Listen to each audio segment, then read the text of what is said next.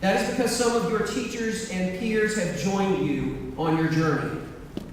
In many cases, as you have walked these halls with those friends, one or more of them may have pointed you to Jesus in a way that made sense to you, at least for a moment. It is my hope that you come to your own understanding that a relationship with Christ is that which truly satisfies us in a lasting way. In this gym last Monday, those of you that participated in a spring sport along with me were here, and we heard a two-time NCAA ice hockey national champion speak about her relationship with God. In that talk, she said that her championship ring does not define her. We understand, as she told us, it is Christ who defines us.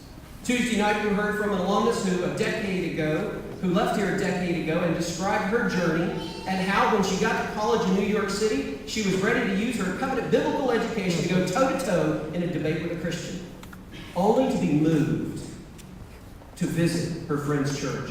She was willing, even after her forced biblical education, to take the risk of looking at the diamond of Christ from a different angle. Heather took a risk, not a bungee jump risk or a skydiver risk like Kyle,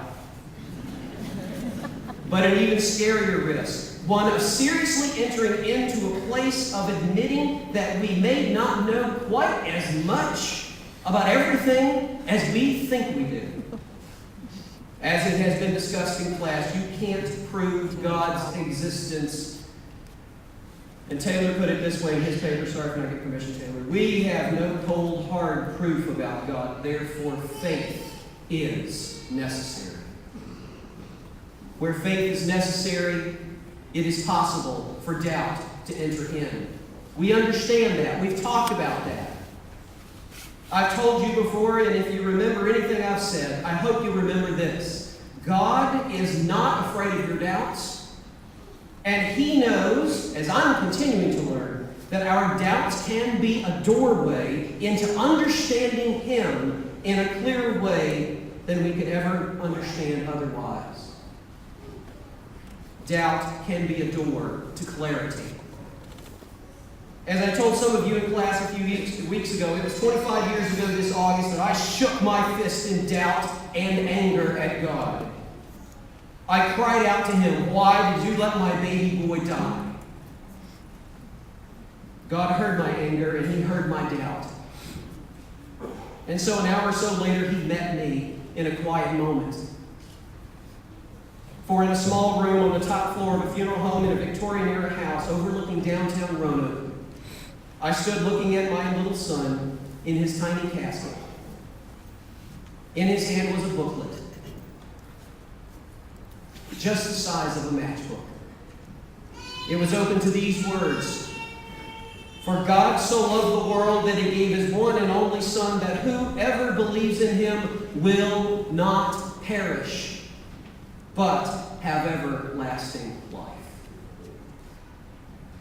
God spoke to me that day. He assured me from Scripture that He understood my grief and my hurt and my anger, and that He is with me in my struggle. Never be afraid to take the real thing to God. His love for you and me is greater than our doubt about life or about Him or our anger at the conditions of this broken world. I hope that as you and I leave Covenant, because we're leaving together now, we will remember the truths we have learned about God. Because, I've learned from you guys perhaps more than you've learned from me, because I'm not sure I did much teaching. I just hope I guided you to some understanding. I hope that as you and I leave Covenant, we will remember the truths we have learned about God and about this world, and how our year or years at Covenant have better empowered us to make a difference in this world. Indeed, I would suggest to you that in many ways this educational experience has prepared us well for the times we live in. For I believe that we live in an age where we need more risk takers for world changing. I believe we live in a time of fear, where many leaders have spent more time worrying and complaining than praying. People fear war, terrorism, and now, to some, perhaps the scariest of all, fear of financial failure. My friends, class of 2009, I contend that you should be the people who go out of the covenant school and use the amazing gifts and talents that God has bestowed upon you. Use Katie and Bree like energy and Mason-esque enthusiasm so that you can harness for the betterment of this world your abilities to change that world around you that Tom so eloquently spoke about a few minutes ago. You know, in your 4 years in high school chapel, you become pretty well versed in the needs of the world. Pretty used to responding to those global needs on a local level because there were people connecting you to that world.